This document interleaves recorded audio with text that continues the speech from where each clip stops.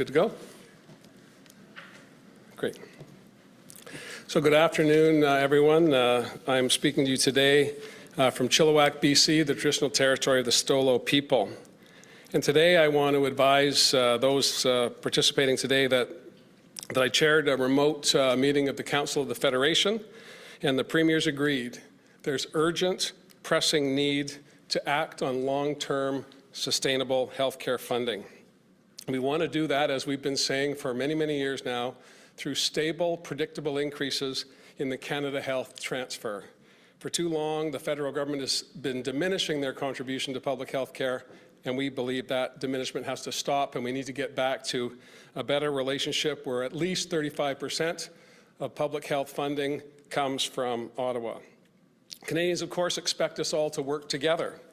They expect the premiers to be at the table, working in the interests of our respective jurisdictions, but we need a federal partner to do that.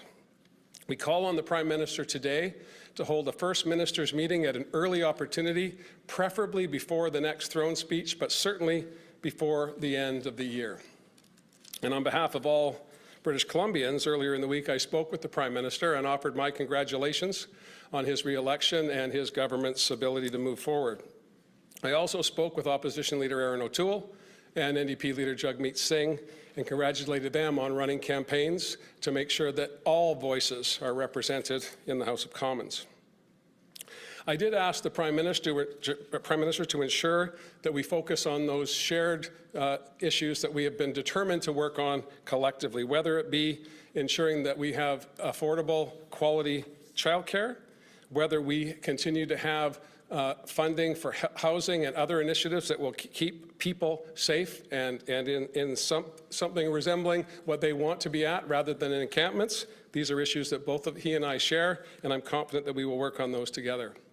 We need to continue to build our infrastructure to move our people and to move our goods. And that, of course, includes expanding the SkyTrain from Surrey to Langley. The Prime Minister and I do have a strong working relationship, and I'm looking forward to the next number of months and years on our shared priorities. And that includes making sure that BC's interests within the Canadian Confederation are represented internationally as well. And we did speak, and I've spoken with the Ambassador to the United States about our concern about protectionist measures in the U.S. that would have a negative impact on our tourism sector by restricting citizens' abilities to come to British Columbia to enjoy our spectacular coasts and our opportunities for tourism, and I know the Prime Minister shares that as well. Lastly, I want to say that our shared and heartfelt determination to advance reconciliation with Indigenous peoples is also a high priority for both orders of government, and I believe now we can make true and genuine progress on turning our backs on the history we've had and collectively go together for a future that we all want. And I think I'll take some questions if Lindsay can order that up. Thanks, everyone. As a reminder, if you're on the phone line, please press *1 to enter the queue. You'll get one question and one follow-up. First question today is from Rob Shaw, Check News. Oh, hi, Premier. I just wanted to ask you about police departments are sounding the alarm about the province ending funding for Naloxone kits. And I know that your public safety ministry has come out with a statement today saying they'll try and find long-term funding. But I'm wondering if you are able to tell us what happened here, how this kind of occurred in the middle of an overdose crisis, and what, if anything, your understanding is of the situation. Thanks, Rob. My understanding is that our stockpile of Naloxone is depleted, and we need to rejuvenate that. The Minister of Finance is aware of that. Minister of Mental Health and Addictions is working on that. And of course, when it comes to ensuring that police departments across the province have access to Naloxone so they can perform life-saving interventions with those in crisis, that will continue, and it will be funded by the provincial government. Rob, do you have a follow-up? Okay, thanks. Could I just get you to expand a little bit more on speaking to the Prime Minister and the Canadian Ambassador on cruise ships? What did you say to them? Did you ask them to do anything? And having talked to both of them, do you feel any more confident about Canada's ability to stop or deter this American legislation that targets our cruise ship sector? Well, certainly the Prime Minister was aware of the issue. We have not spoken directly on it, he and I, until this week. I have been engaged with Ambassador Hillman on a number of occasions. My staff are in regular contact with her. We have engaged through Minister Mark's offices and Minister Fleming, the Minister of Transportation, with the cruise ship industry here in British Columbia, those who come to our ports. And we have a collaboration that I think has been unprecedented at this point to respond to the Alaska delegation's desire to cut British Columbia out of a cruise industry that depends on the BC coast largely for the interest of international passengers. Ambassador Hillman is seized of the issue, and the good news about our federation is that our national government is well equipped in Washington, D.C. to manage and monitor what's going on in Capitol Hill, what's going on in the executive branch with President Biden, as well as, of course, keeping us in touch with various state legislatures as issues emerge. And I have every assurance and every understanding that Ambassador Hillman and her team are working around the clock to make sure that our interests are protected. I do believe that this is a Democrat institution or Democrat government at the executive level in Congress as well as in the Senate. And Senator Murkowski, a Republican, has a bill that I would suggest is not necessarily on the agenda of the current administration, but it's one that we take very, very seriously. That's why I'm going to make sure that I'm at the table with Minister Mark and Minister Fleming when we sit down with the industry so that we can not only resist this overture to stop people from coming here, but how can we expand opportunities for tourism in British Columbia coming out of COVID? Next question is from Justine Hunter, Globe and Mail.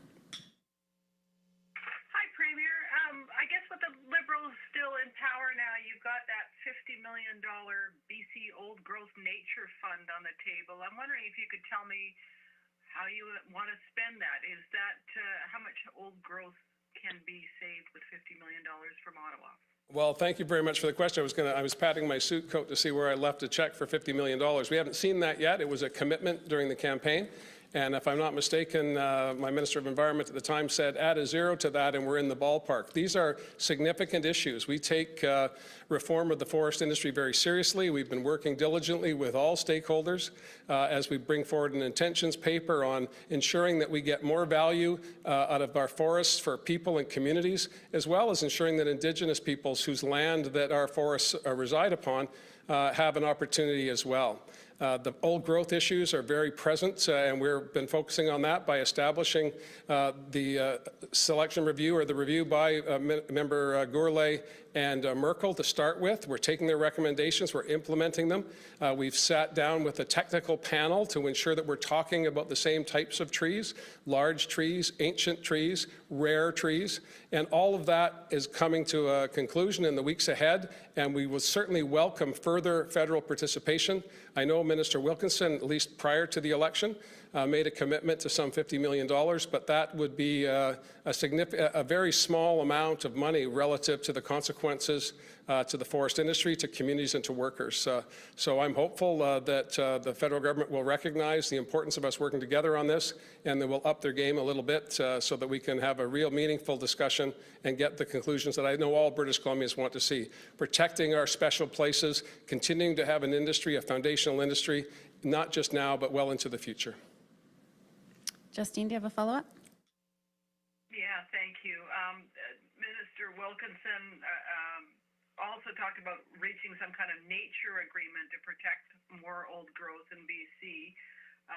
Some of those processes you just were talking about have been moving forward at what some people would call a glacial pace. So do you see this nature agreement as a high priority for your government? There are partners in the private sector and foundations who want to participate in assisting us in this transformation. We're absolutely ready to sit down with them. Minister Wilkinson mused about this. We haven't got any details yet, so we're happy to hear what he has to say, as well as foundations and others who want to step up and work with us to address these challenges. And you know, Justine, probably better than most, covering these issues for for many years now that change does take time. It may feel glacial to those who are waiting for instant gratification, but we have a lot of work to do, and we've made significant progress. For example, the Fairy Creek watershed has been deferred. There is no logging going on in Fairy Creek. The Central Wall Brand also deferred as a result of consultation with the title holders, the Pacheedaht First Nation. These types of conversations are going on right now across the province so that we can have an outcome that benefits everybody, not just a few. Next question is from Tanya Fletcher, CBC. Premier, going back to your meeting today with the other premiers and your collective priority for health funding, now that we're out of campaign mode, how confident are you that this government, virtually the same post-election as pre-election, will commit? And are you changing tactics or specific asks to lobby for this in a different way? Well, certainly we talked about tactics today. Many of the premiers have been at this for some time, and certainly the governments that they represent have been at this for a long, long time. There's been quite a turnover, as you know, in leadership right across the country. I'm near the senior premier at 4 years in the job, so there are new people at the table, but not new resolve. This has been ongoing, going back successive governments here in BC as well as in other jurisdictions. So we did get a commitment from the Prime Minister to sit down and have a meeting separately focused on the Canada Health transfer. The election intervened. The election has happened. Everything remains more or less the same. So our expectation is the federal government, led by Prime Minister Trudeau, will convene a First Minister's meeting at an early opportunity, with the primary focus being addressing the Canada Health transfer. Follow-up, Tanya? Yes, thanks. Looking specifically at BC following the election, of all the top issues the province has a vested interest in that require federal dollars to continue, you mentioned childcare, transit, maybe housing. What is the number one priority that you want to see movement on? And as far as timelines go, are you pressuring this newly elected federal government to make good on those promises ASAP? Well, we have signed agreements on childcare, for example. I would love to see more engagement on housing issues. Former Finance Minister Freeland was very focused on that, working with our Finance Minister, Selina Robinson, to make sure that the federal government recognizes and understands that the best way to address an affordability and housing crisis is to have more supply, and that supply can be increased if the federal government gets back into the housing game in a meaningful way.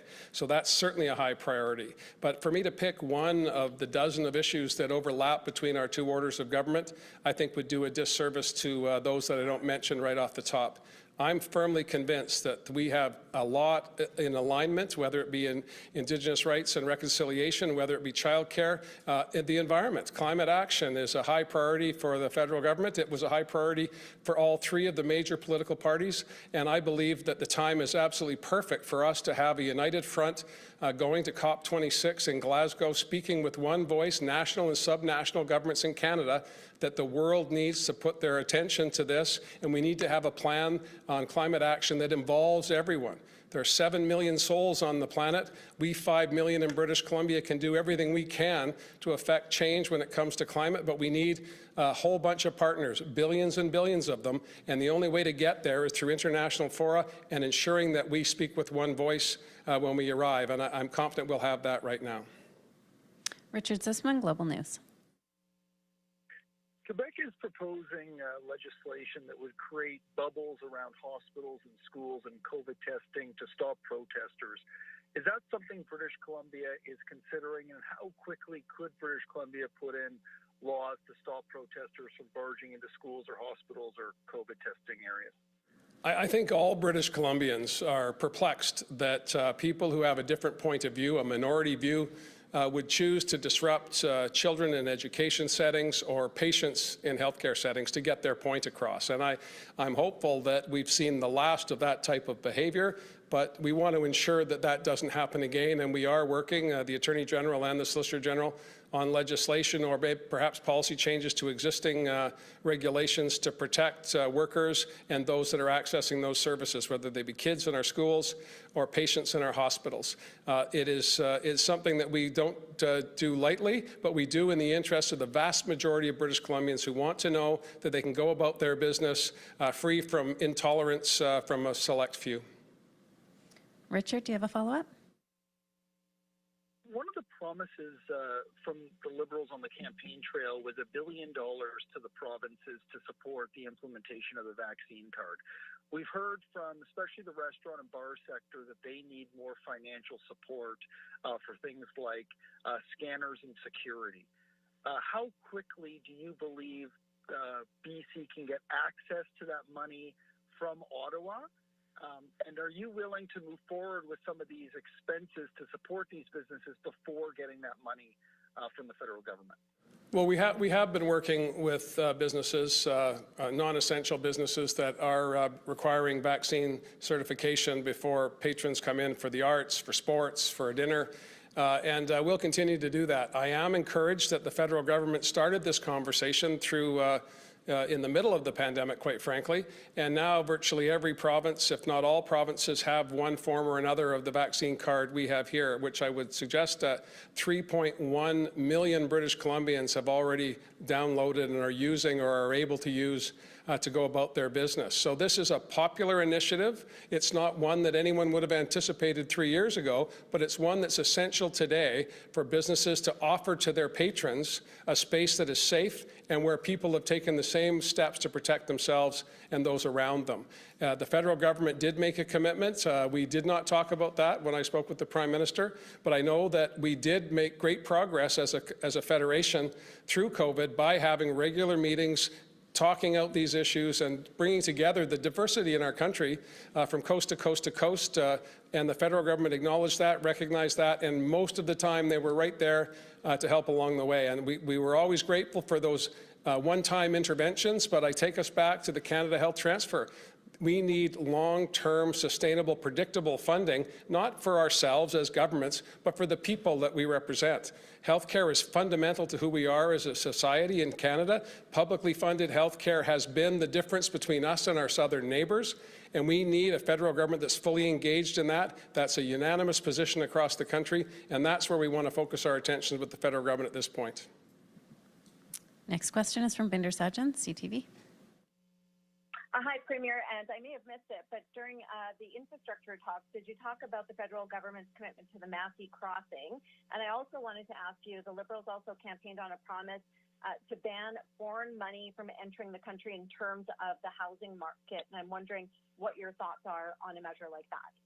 Well, certainly we believe our speculation and vacancy tax is meeting that test. We're quite happy to work with the federal government on how we regulate foreign capital coming in particularly to destabilize our housing market for people who want to live here rather than use our major cities as a commodity market. This is a place for people to live and grow and raise their families. We want to get back to that regularity, and I think all British Columbians do.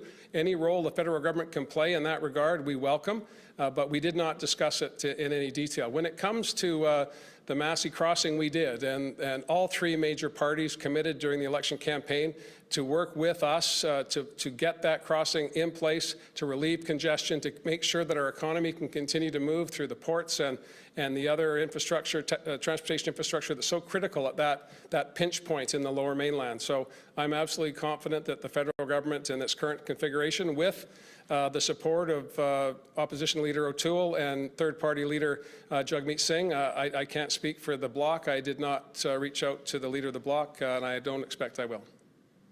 Follow-up, Binder? Yes. This is a question for a colleague. You may know, and you probably know, that the province is rolling back some of the COVID protocols, including exposure notifications to parents. There's been quite an outcry, people saying that they weren't notified, a lot of anxiety. Does the province regret not having that notification system in place at the beginning of the school year? Well, I wouldn't say regret. I would say that unintended consequences is where we find ourselves. We wanted to reduce anxiety for parents and families by only advising those who had had a direct contact with a potential COVID case. We've revisited that. Dr. Henry and her team have looked at that, and we have new protocols in place. Our objective from the beginning was to reduce anxiety, and we're going to continue to listen and respond. I think that's what people expect from us as well. But I wouldn't characterize it as enthusiasm or regret. It's about us, as we have been doing for 19 months now, responding to the issues as they come to us and making sure every time we make a response, it's with a view to protecting people, keeping them well, and keeping our economy going and our schools open, quite frankly, because at the end of the day, the best place for our kids to be is in a classroom. Next question is from Lisa Cordasco, Vancouver Sun. Good afternoon, Premier. You mentioned earlier that you said our stockpile is depleted in relation to naloxone. Were you referring to the Solicitor General and Ministry of Public Safety specifically, or the entire stockpile that the provincial government has? And if that's the case, what other organizations are no longer receiving naloxone? No, this was with respect to law enforcement. That's how the issue came forward. That's why Solicitor General is involved here.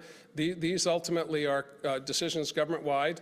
We've made a commitment to ensure that naloxone can save lives. We know that. We want it to be as widely distributed as possible. And the stockpile is specifically with a few detachments, as I understand it. But that's not to say that we need to be always vigilant and at alert and making those procurement decisions effectively and seamlessly. It's unfortunate that an alarm had to go off, but when you hear an alarm, you respond to it, and that's what we're doing.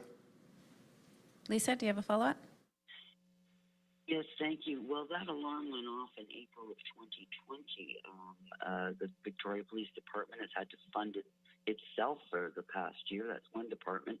Are you concerned, disturbed, or surprised that the ministry has, not really responded to this until today when the media started asking questions? No, I'm not aware of the situation in Victoria, but I do have a very good working relationship with Chief Manick, and he's not raised it with me. Again, we can only respond to issues as they come to us. And the good news is that the rapid turnaround with Minister Farnworth and the team working with Minister Malcolmson is how people expect us to respond, quite frankly. When issues are brought forward, whether through the work of the media or through interventions by those who provide services, our obligation is to do an assessment and make the best decision possible to meet the needs of the public, and that's what we're doing in this case. Marcella Bernardo, News 1130. I was hoping to ask you more about vaccine passports, and especially, and feel free to wag whichever finger you want to on your hand about this, but how concerned are you that some businesses and people are still trying to skirt the rules or outright defy public safety orders? Well, I am disappointed. I would be misleading if I said anything other than that. But I don't believe wagging fingers is going to solve the problem either, and I appreciate you giving me that opportunity. What we need to do is to remind those businesses that 3.1 million British Columbians is a really big part of the market. And I would expect that the best way forward for a business is to make sure that they're putting in place protocols to encourage that 3.1 million person market to come and patronize their establishment. For those who want to skirt the rules either by disregarding the passports as a provider of non-essential services, there will be consequences for that. But in terms of enforcement, we're working with communities and health authorities and regions to find the best way to do that. We've always said we don't want a heavy hand here. We want common sense to prevail. The best way forward is to get our vaccination numbers up. They're already very, very high. I spoke with Governor Jay Inslee earlier this week as well. And he was envious of the success we've had in British Columbia, 80% to just shy of 80% fully vaccinated, 12 and above. Good news on the horizon that the federal government is reviewing, as is the government in the United States, reviewing vaccines for children. And I think that will allow us even more flexibility in protecting people, protecting communities, and protecting the economy. Marcella, do you have a follow-up? I did, and it's sort of regarding what happened with the notification of an outbreak happening at a school in Chilliwack yesterday. It took several hours for that outbreak to be declared by Fraser Health. How concerned are you that, parents are very concerned that they're not being told right away when there may have been an exposure of their child in a school, and what assurances can you offer them that notifications are going out as soon as they possibly can? Well, I absolutely understand the anxiety that families would feel in this circumstance. We're in Chilliwack right now. But I do know that the notifications went out last evening when the outbreak was identified. Dr. Henry's working with Fraser Health. Minister Dix is on the file as well. And we've made amendments to notifications for that very reason. Contact tracing is underway, and we're doing our level best to make sure that anyone who's had direct contact with someone with COVID-19 is advised as quickly as possible. The broader question is also being addressed with the education stakeholders, not just here in Chilliwack, not just in Victoria, but across the province, to make sure that we've got the best possible protocols in place to reduce anxiety, to reduce the fear, and of course, most importantly, to reduce the transmission of COVID-19. We have time for one more question. Camille Baines, Canadian Press. Hi, Premier. Earlier today, Quebec Premier François Legault announced bonuses of up to $18,000 for full-time nurses. Is that the kind of financial compensation you would consider for BC as well, as we also have a shortage of nurses? And what concern do you have that BC could lose nurses to Quebec or other provinces that could come up with similar incentives? Well, we're always working to address labor market shortages, certainly critically important in healthcare at this time. We've had a shortage of nurses for many, many years now. We've opened a new nursing school in Kamloops. We're trying to train more nurses. Obviously, compensation and collective bargaining I'll leave to others. That's not my role, but I do know that we're doing everything we can to be competitive across the country, as indeed across the continent. These are challenges not just in healthcare, but every sector. We can't rely on our beautiful landscapes to keep people here. We need to pay wages that can meet the affordability challenges here in BC. So we're conscious of that when we put in place negotiating mandates, and when it comes to ensuring that we have adequate healthcare professionals. That's all about training, all about encouraging people to go into healthcare, to go into the life sciences.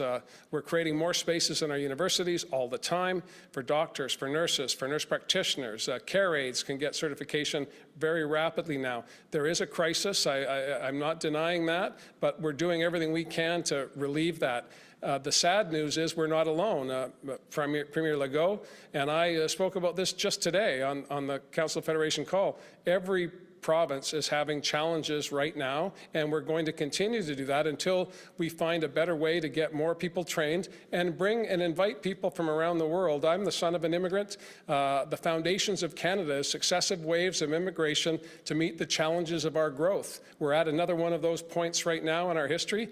I've raised that repeatedly with the Prime Minister, and I know he understands that as well, because he's hearing not just from me, but every premier across the country. Everybody he talks to about healthcare will tell him we have serious challenges. The best way to deal with that is to get more people. Camille, do you have a follow-up? Yeah, thank you. So along that vein, what type of federal plan do you think there should be to train and hire and retain nurses, whether that's through immigration, more spaces? What role can the federal government take, like they have before in around the mid-90s when they created an office just to deal with workforce issues around nurses and doctors? Yeah, that's a good reference, because that's exactly the type of thing we're talking about. We need to make sure that all hands are on deck here. We need to make sure that the Canada Health Transfer is increased so that we can compensate people. It's not just about wages, of course, it's about delivery of services. But in order to provide services for people in healthcare, you need healthcare providers. That means you have to train them, you have to pay them, and you have to make sure you don't burn them out. And most importantly, going back to one of the earlier questions, you have to make sure people don't go to their place of work and yell at them. So we need to do all of those things at the same time, and that's what we're committed to doing. That's all the time the Premier has. Thank you for joining us. Thank you.